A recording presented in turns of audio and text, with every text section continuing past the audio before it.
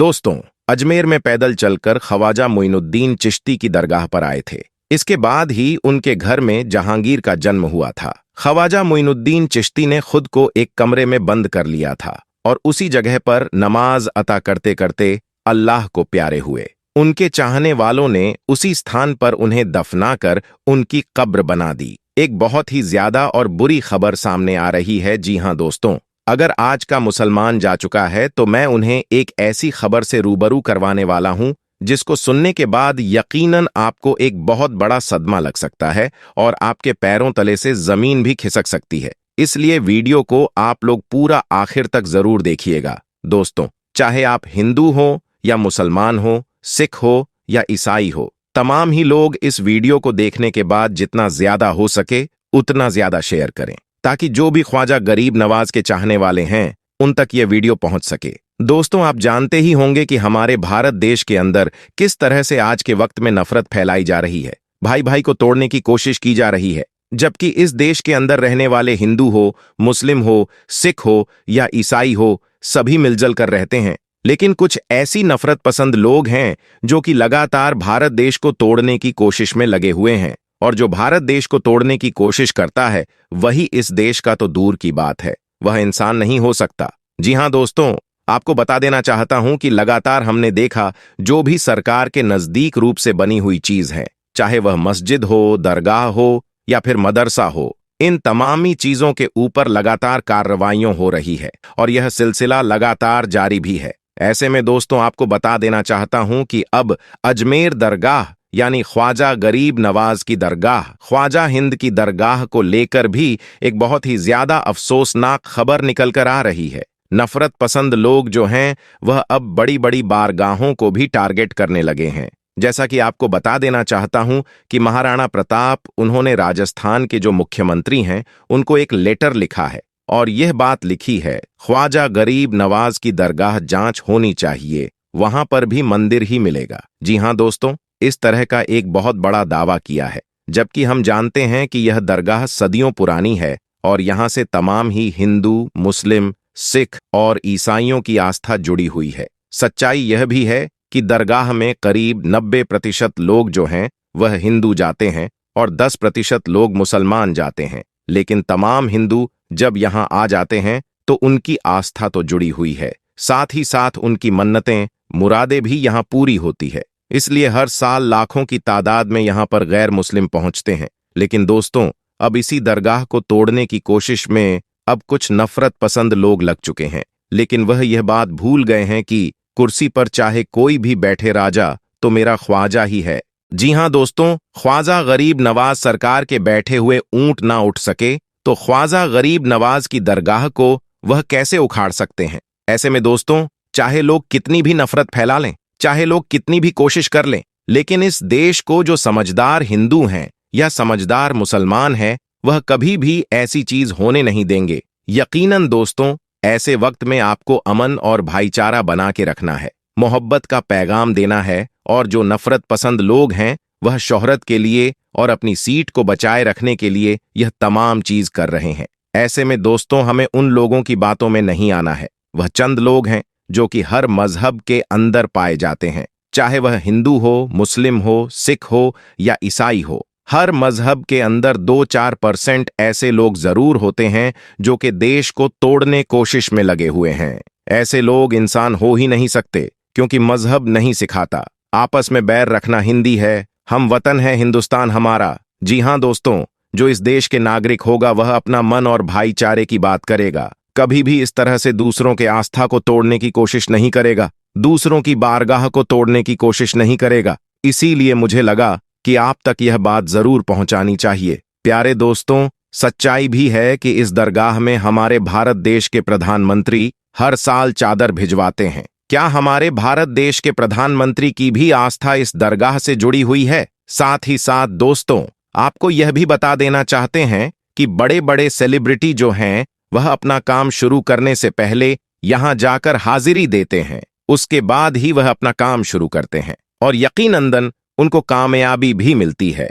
मैं आप सभी को यह भी बता देना चाहता हूं कि सच्चाई यह भी है कि तमाम जितने भी गैर मुस्लिम भाई हैं जो कि अमनो शांति पसंद है, जो कि भाईचारा चाहते हैं। वह इन बातों को सुनने के बाद यकीनन बहुत ज्यादा परेशान है कि बताओ किस तरह से नफरत फैलाई जा रही है, और यकीनन वह कभी नहीं चाहते कि ख्वाजा गरीब नवाज की दरगाह की इस तरह से जांच हो और इस तरह से वहां पर खुदाई वगैरह हो। लेकिन दोस्तों, अब बड़ी बड़ी बारगाहों को टारगेट किया जा रहा है, लेकिन मुसलमान को यकीनन सब्र करना है। बेशक इन्नल्लाह मा साबिरीन, बेशक अल्लाह तबारक व ताला सब्र करने वालों के साथ है, जो नफरत पसंद है, जो कोशिश करते रहेंगे। लेकिन अगर हम इन बातों पर ध्यान नहीं देंगे तो यकीनन यह लोग खामोश हो जाएंगे। हमें सिर्फ और सिर्फ मोहब्बत का पैगाम देना है, किसी भी तरह से उनके बहकावे में नहीं आना है। हमें सिर्फ और सिर्फ भाईचारा देखना है, और यकीनन इस देश की एकता की यही मिसाल है। मुझे उम्मीद है आप मेरी बातों को समझ रहे होंगे। मेरे प्यारे दोस्तों, ख्वाजा गरीब नवाज की दरगाह कोई छोटी बारगाह नहीं है। जी हां दोस्तों, यह करामाती बारगाह है, क्योंकि ख्वाजा गरीब नवाज सरकार की बारगाह कोई छोटी मोटी बारगाह नहीं।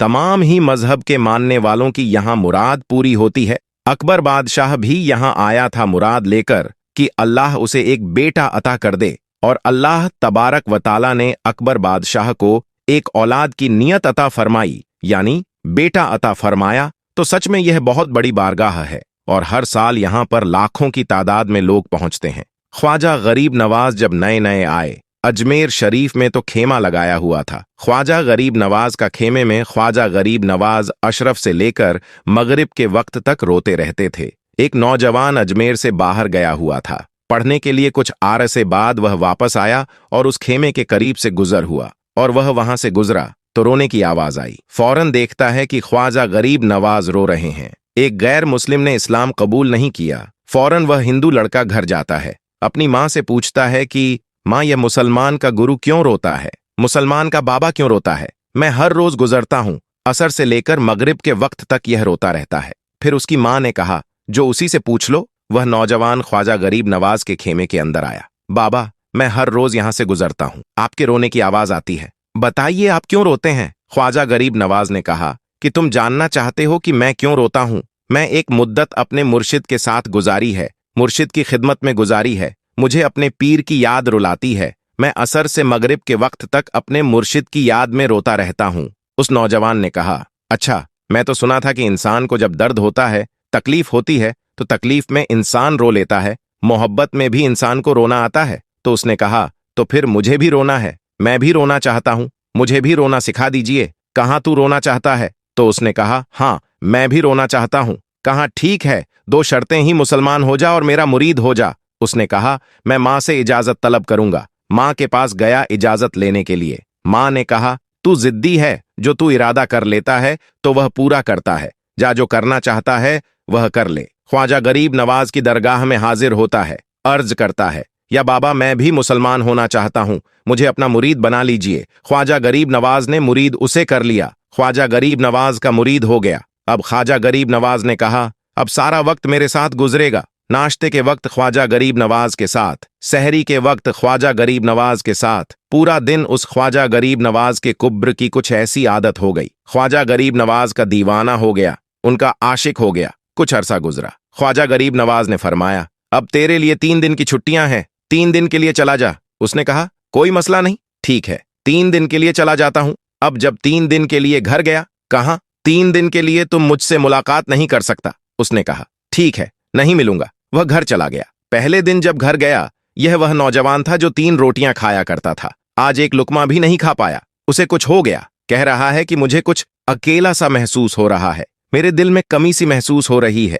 यूं वक्त गुजरता गया। अब रात का वक्त आया, आंख ना लगी, सो ना पाया। फिर घर की छत पर चला गया। माँ ने देखा कि बेटा छत पर क्यों चला गया। माँ छत पर जाती है और पूछती है कि क्या हुआ। वह बोलता है कि पता नहीं माँ, मैं तो फौरन सो जाता था, आज नींद भी नहीं आ रही है, आज खाना भी नहीं खा पाया। माँ, तू चली जा। माँ चली जाती है, और यूं जब सहरी का वक्त होता है, उसकी आंखों से अश्कों की बरसात हो जाती है। वह रो रहा है, उस पर रिक्त तारी है। माँ आती है, पूछती है कि बेटे क्या हुआ। कहाँ माँ, मुझे प्यार हो गया है। माँ मुझे मोहब्बत हो गई है। माँ मुझे इश्क हो गया है। माँ तू जा गरीब नवाज के पास और कहा कि आप मुझे बुला लो, अब मुझे जुदाई बर्दाश्त नहीं होती, अब मुर्शिद की जुदाई बर्दाश्त नहीं होती। माँ फौरन ख्वाजा गरीब नवाज की बारगाह में हाजिर होती है और कहती हैं, मुसलमान के बाबा, तुमने मेरे बेटे को क्या कर दिया? तुम्हारा ताल्लुक नहीं समझ पाती, तुम्हारा रिश्ता नहीं समझ पाती, लेकिन वह तो रो रहा है, उसे वापस बुला लो। ख्वाजा गरीब नवाज ने कहा, नहीं नहीं, अभी वक्त नहीं है। मैं अपनी जबान में कहता हूं कि अभी तो ईब जुदाई इश्क है, आगे आगे देख होता है क्या। तेरी तमन्ना थी, तेरी ख्वाहिश थी कि मोहब्बत में रोने की आदत हो जाए। माँ को वापस भेज दिया, कहा वापस चली जा, उसे कह दे कि अभी इजाजत नहीं है। वह वापस चली जाती है, बेटे को बताती है कि मेरे बेटे वह तो इजाजत नहीं दे रहा है। कहा माँ सुन ले, माँ अब अगर नहीं बुलाया तो मैं मर जाऊंगा, यह मोहब्बत मुझे मार डालेगी। माँ अगर मुझे जिंदा देखना चाहती हो तो मेरे मुर्शिद को राजी कर, उनको बता दे कि अब यह जुदाई बर्दाश्त नहीं कर सकता। माँ फौरन गरीब नवाज की बारगाह में हाजिर होती है। कहा गरीब नवाज करम फरमाइए, मुझ माँ की तमन्ना है, वह मर जाएगा। कहा माँ की तमन्ना है, तेरी बात मानता हूं, जाओ उसे वापस भेज दे। वह फौरन भागता हुआ ख्वाजा की बारगाह में हाजिर होता है। उस वक्त तक ख्वाजा अपने मुरीदों को दरस दे रहे हैं। फौरन ख्वाजा गरीब नवाज के दरवाजे पर खड़ा होता है और फिर मुरीद ये मंजर देख रहे हैं। ख्वाजा गरीब नवाज को देखता है और पूछा, अब पता चला मोहब्बत में रोना कैसे आता है। उसने कहा, ए गरीब नवाज करम फरमाइए। फौरन गरीब नवाज को पुकारता हुआ गरीब नवाज के कदमों में आकर गिरा और लिपट गया। अब मुरीद उस मंजर को देख रहे हैं, हैरान हो रहे हैं कि सिर्फ वह मुरीद ही नहीं रो रहा है, सारे मुरीद रो रहे हैं, उस प्यार के रिश्ते को देख रहे हैं। और फिर एक अजीबो गरीब मंजर। ख्वाजा गरीब नवाज ने कहा, आज रात तूने खाना खाया? ख्वाजा ने बोला कि मैंने भी नहीं खाया था। फिर ख्वाजा ने फरमाया कि आज रात तू सोया था? कहाँ नहीं सोया था। कहा आज मुझे भी नींद नहीं आई, ख्वाजा को भी नींद नहीं आई। यह मंजर सब मुरीद देख रहे हैं, वह मुरीद भी रो रहा है और ख्वाजा गरीब नवाज की आंखों में भी आंसुओं की बरसात जारी है। मेरी दास्तान ए हसरत वह सुना सुना के रोए, मेरे आजमाने वाले मुझे आजमा के रोए। कोई ऐसा अहले दिल हो कि फसाना ए मोहब्बत में उसे सुना के रो। दोस्तों, अजमेर मोल्ला में हुई सांप की बारिश। और दोस्तों, जब हो गई अजमेर शरीफ में सांप की बारिश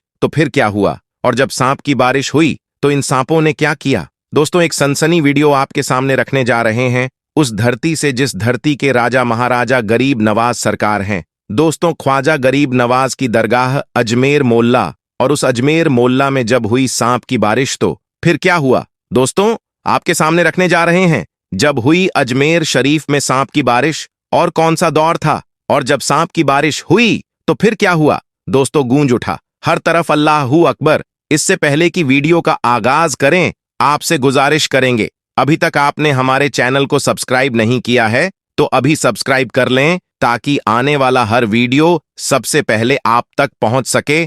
उसका वाक्य आप लोगों ने सुना होगा कि कैसे ख्वाजा गरीब नवाज कहकर चले गए। जब बादशाह के सैनिकों ने उन्हें यानी ख्वाजा गरीब नवाज को जबरन वहां से उठने पर मजबूर किया तो ख्वाजा गरीब नवाज ने कह दिया कि ठीक है, चलते हैं हम यहां से, बैठे हैं राजा के ऊंट और बैठे ही रहेंगे। दोस्तों, ख्वाजा गरीब नवाज तो वहां से निकल गए, लेकिन जब ऊंट बैठे तो फिर वह ऊंट बैठे ही रह गए। जमीन ने इस कदर जकड़ लिया ऊंटों को कि जैसे जमीन अपने आप में चिपका लिया हो। जब ख्वाजा गरीब नवाज रहमतुल्लाही आले अजमेरी मोल्ला में पहुंचे, उनका मुकाबला शादीदेव से हुआ। लेकिन जब शादीदेव खुद ख्वाजा गरीब नवाज में आ गया और कलमा पढ़कर मुसलमान बन गया तो पृथ्वीराज चौहान के अंदर और खलबली तारी हो गई। मेरे सैनिक भी उन्हें हरा नहीं पाए, पागल हाथी भी उनका कुछ नहीं बिगाड़ पाया। मुझे तो यह लगता है कि यह बहुत बड़ा जादूगर है और जादू को जादू से ही हराया जा सकता है। उसने वक्त के सबसे बड़े जादूगर,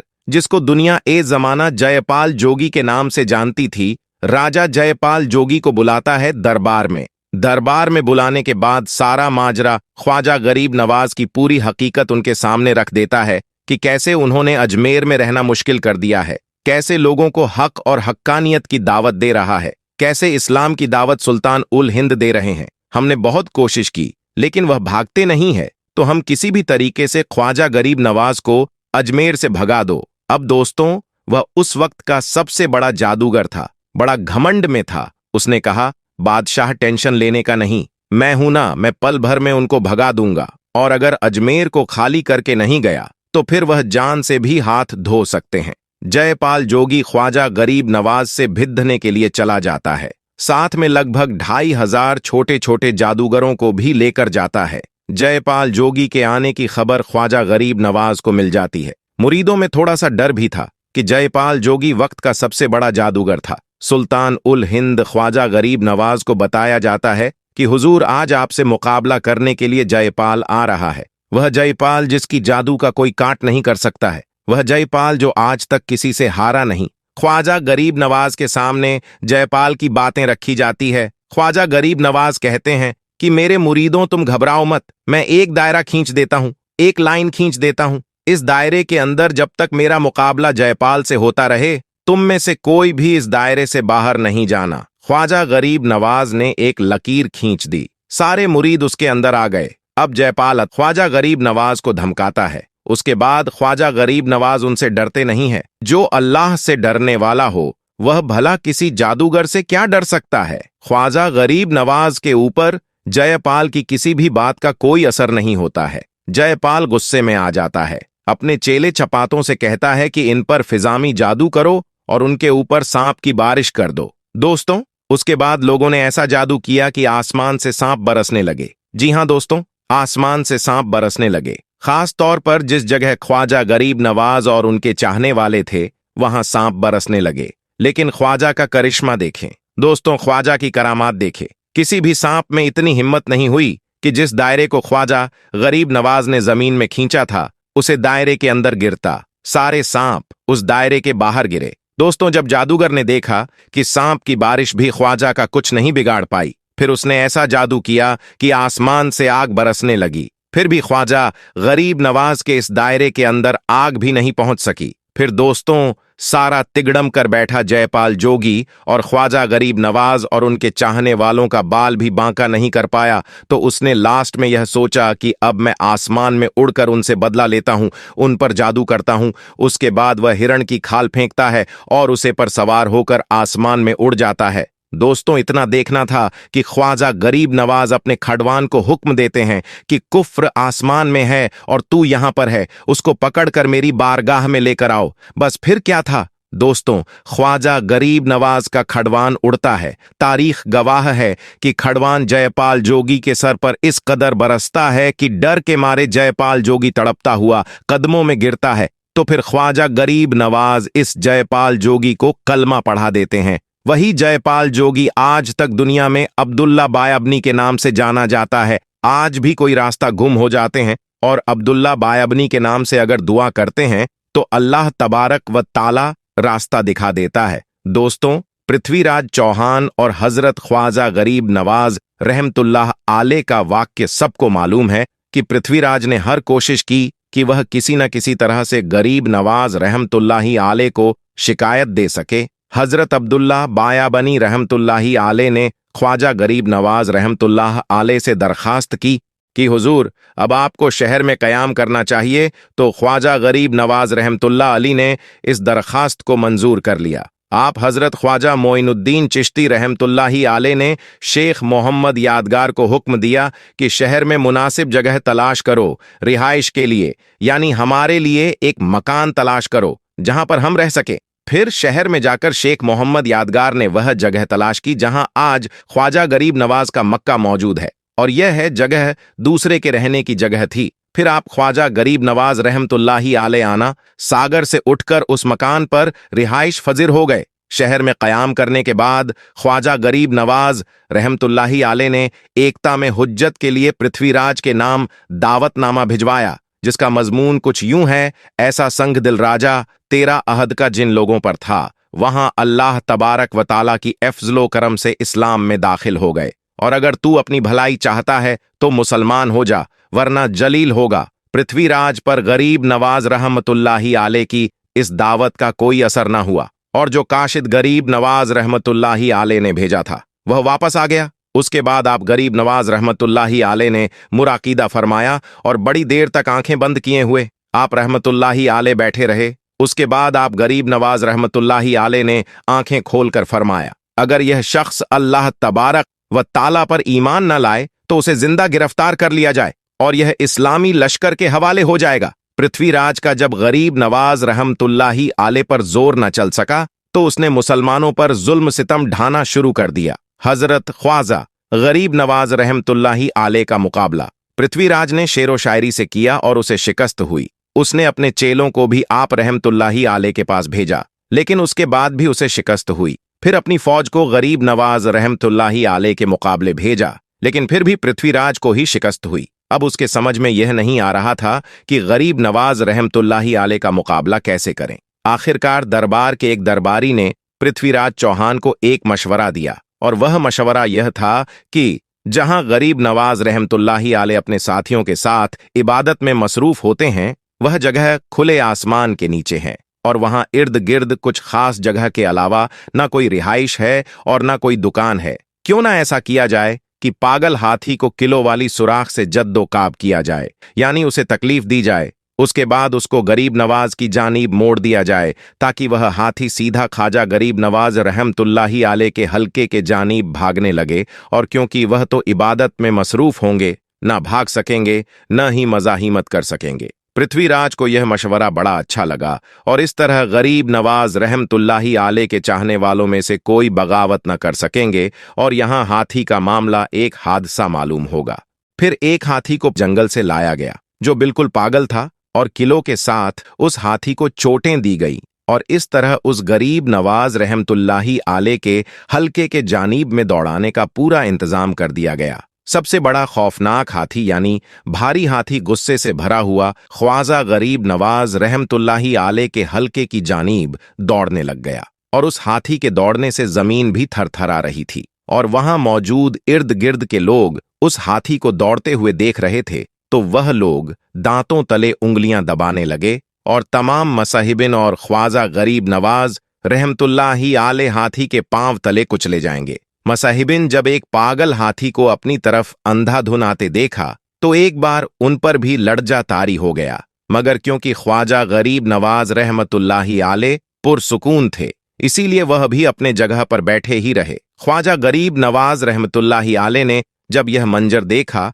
तो आप रहमतुल्लाही आले ने जमीन से एक चुटकी मिट्टी उठाई और हाथी की तरफ उस मिट्टी को फेंक कर फूंक मार दी। आप रहमतुल्लाही आले का यह अमल करना ही था कि हाथी उसी वक्त वहीं पर रुक गया, और अचानक से वह पत्थर का बन गया। अल्लाह हू अकबर! कुछ लम्हा पहले वह लोग जो हाथी से डर रहे थे, वही लोग अल्लाह हू अकबर कहने लगे, और ख्वाजा गरीब नवाज के पास आ गए और मुसलमान हो गए। सुभान अल्लाह! कहा जाता है कि यहाँ हर दिन अनुमान के मुताबिक 22-22 हजार जैरीन अजमेर आते हैं। बताया जाता है कि इनमें सबसे ज्यादा गैर मुस्लिमों की संख्या होती है। अनुमान के मुताबिक यहाँ गैर मुस्लिमों की संख्या लगभग 60% से ज्यादा होती है। इससे हम कह सकते हैं महान संत सफ़ी हजरत ख्वाजा मोइनुद्दीन चिश्ती की अजमेर स्थित दरगाह पर सबसे ज्यादा हिंदू आते हैं। कहा जाता है कि इसे पीछे ख्वाजा गरीब नवाज की इबादत, मेहनत और कर्म है, जो सभी धर्म समुदाय के लोग मानते हैं। इसी के साथ दोस्तों, आपको ख्वाजा गरीब नवाज की एक और करामात के बारे में बताते हैं, जिसे सुनकर आपका ईमान ताज़ा हो जाएगा। इसीलिए वीडियो के आखिर तक हमारे साथ बने रहे। तो चलिए शुरू करते हैं। प्यारे दोस्तों, ख्वाजा गरीब नवाज रहमतुल्लाह अली की मज़ार मुबारक को हिंदुस्तान के बादशाह औरंगजेब आलमगीर ने तोड़ने का इरादा किया। बादशाह औरंगजेब को वलियों के मुताबिक यह गलत फहमी थी कि मरने के बाद मज़ारों में उन्हें दोबारा जिंदा किया जाता है। अपने इसी वहम को दूर करने के लिए बादशाह औरंगजेब एक रोज गरीब नवाज की जियारत करने के लिए अजमेर शरीफ तशरीफ ले गए, और जब अजमेर पहुंचे और अजमेर पहुंचकर औरंगजेब ने अपने ताजी से कहा कि चलो, मान लेता हूं कि गरीब नवाज अल्लाह के वाली है, मगर मैं तो तभी ये मानूंगा जब मैं उनको सलाम पेश करूंगा, तो मुझे सलाम का जवाब मिलना चाहिए। अगर सलाम का जवाब मुझे नहीं मिला तो मैं मज़ार शरीफ तोड़ दूंगा। तो औरंगजेब आलमगीर जब मज़ार पर पहुंचे और हाजिरी दी, और वहां पर एक अदनाशा शख्स बैठा हुआ था, वह शख्स इंतजार कर रहा था, तो बादशाह औरंगजेब ने उस शख्स से पूछा, ऐ शख्स, क्या मामला है? तुम यहां पर क्यों बैठे हो और तुम परेशान लग रहे हो? तो उस शख्स ने बादशाह औरंगजेब से फरमाया, हजरत, मैं आपसे नबीना हूं, यानी कि मैं अंधा हूं, और काफी आरसे से ख्वाजा गरीब नवाज रहमतुल्लाह अली से दुआ कर रहा हूं कि मेरी आंखों की रोशनी वापस आ जाए, लेकिन कोई फायदा नहीं होता। मैं काफी अरसे से यहां हाजिरी देता हूं और रो रो कर दुआ भी करता हूं कि अल्लाह ताला अपने इस वली के सदके में मेरी आंखों की रोशनी मुझे वापस कर दे, मगर आज तक मुझे कोई भी फायदा नहीं हुआ। यानी मेरी आज तक कोई हाजिरी और कोई दुआ कबूल नहीं हुई, तो बादशाह औरंगजेब ने उस शख्स से कहा कि मैं मज़ार पर सलाम पेश करने के लिए जा रहा हूं, और जब मैं वापस आऊं और तब तक तेरी आंखों की रोशनी तुझे वापस न मिली तो मैं तलवार से तेरी गर्दन उड़ा दूंगा। इतना सुनना था कि वह अंधा शख्स और भी ज्यादा परेशान हो गया और ज्यादा गमगीन हो गया, और वह अंधा शख्स यह सोचने लगा, अब तक तो मेरी आंखों की रोशनी नहीं थी, लेकिन अब मेरे गर्दन की बारी आ गई है। यानी वह अंधा शख्स कहने लगा, अब तक तो मैं मेरी आंखों से परेशान था, लेकिन मेरी आंखों की रोशनी नहीं है, मैं अंधा हूं। लेकिन बादशाह ने जब मेरी गर्दन उड़ाने की बात कही है, यानी अब मेरा बचना बहुत ही ज्यादा मुश्किल नजर आ रहा है। फिर उस अंधे शख्स ने जोर जोर से रो रो कर और तड़प तड़प कर ख्वाजा गरीब नवाज से फरियाद करने लगा। और जब बादशाह औरंगजेब ने ख्वाजा गरीब नवाज को सलाम पेश किया, यानी कि जब बादशाह औरंगजेब मजार के पास गए और मजार के पास जाकर उन्होंने सलाम अर्ज किया, तो मजार में से कोई जवाब नहीं मिला। जब बादशाह औरंगजेब ने एक मर्तबा सलाम पेश किया तो जवाब नहीं मिला। फिर बादशाह औरंगजेब ने दूसरी मर्तबा सलाम पेश किया तो फिर भी जवाब नहीं मिला। लेकिन जब तीसरी मर्तबा बादशाह औरंगजेब ने सलाम किया तो अंदर से आवाज आई, वालेकुम अस्सलाम वरहमतुल्लाहि व बाराकतुह। फिर मजार शरीफ से आवाज आती है, ए बादशाह औरंगजेब, दोबारा ऐसी जिद ना करना, क्योंकि तुम्हारी जिद की वजह से मैं उस अंधे आदमी की आंखों की रोशनी लेने अर्श इलाही पर गया था, और इसी वजह से तुम्हारे सलाम के जवाब देने में देर हो गई। सुभान अल्लाह। ख्वाजा गरीब नवाज की करामात को देखने के बाद बादशाह औरंगजेब रहमतुल्लाह ही ताला अलैहि खुद एक अल्लाह के वली बन गए। तो मेरे प्यारे दोस्तों, यह शान होती है अल्लाह ताला के वलियों की, जिन्होंने एक किताब लिखी है फतेहाबाद आलमगीर, जो कि इस्लाम के मुताबिक फतवे देती है, जो इस्लाम के कानून को मानती है, जो इस्लाम के कानून को देखकर बनाया गया है, और बड़े बड़े मसले उसी किताब से हल किए जाते हैं। गरीब नवाज के नाम से मशहूर महान संत सफ़ी हजरत ख्वाजा मोइनुद्दीन चिश्ती की अजमेर स्थित दरगाह इस बात का प्रमाण है कि यहां से कोई भी खाली हाथ नहीं लौटा। यही कारण है कि यहां मुसलमान के साथ साथ दूसरे समुदाय के लोग भी इस दरगाह पर पहुंचते हैं और चादर पोशी कर मन्नत मांगते हैं। इसका उदाहरण है ख्वाजा के पवित्र आस्थाने में राजा मान सिंह द्वारा लगाया गया कटहरा ब्रिटिश महारानी मेरी क्वीन का अकीदत के तौर पर बनवाया गया वजू का हौज। यही कारण था कि प्रख्यात अंग्रेज लेखक कर्नल टाड ने अपनी पुस्तक में लिखा है कि मैंने हिंदुस्तान में एक कब्र को राज करते देखा है। तो दोस्तों, यह थी ख्वाजा गरीब नवाज की जिंदा करामत, जिसे अभी आपने इस वीडियो में समाज फरमाया कि जब भी आप रहमतुल्लाहि आले ने करामात का ज़हूर फरमाया तो वह सिर्फ इसलिए जाहिर किया ताकि लोग आपकी करामात को देखकर राहे हक इख्तियार कर लें। सुभान अल्लाह। दोस्तों, उम्मीद करता हूं कि आज का यह वीडियो आपको पसंद आया होगा। वीडियो पसंद आए तो इस वीडियो को लाइक करके ज्यादा से ज्यादा शेयर करें। अल्लाह रब्बुल इज्जत की बारगाह में दुआ है कि हम सबको मुकम्मल इश्क रसूल अता फरमाए, हम सबके ईमान की हिफाजत अता फरमाए, हम सबको नेक अमल करने की तौफीक अता फरमाए। अल्लाह रब्बुल इज्जत की बारगाह में दुआ है जितने भी लोग इस वीडियो को देख रहे हैं, अल्लाह तबारक उन सब की तमाम तमन्नाओं को पूरा फरमाए। जो लोग परेशान हैं उनकी तमाम परेशानियों को दूर फरमाए। जो लोग कर्जदार हैं, अल्लाह तबारक व ताला उन्हें कर्ज से नजाकत अता फरमाए। जो लोग रोजी रोटी कारोबार के लिए परेशान हैं, अल्लाह तबारक उनकी मदद फरमाए। और आमीन सुम्मा आमीन। दोस्तों, आज की वीडियो में बस इतना ही। मिलते हैं फिर नए वीडियो के साथ। अस्सलाम वालेकुम रहमतुल्लाह बरकातहू।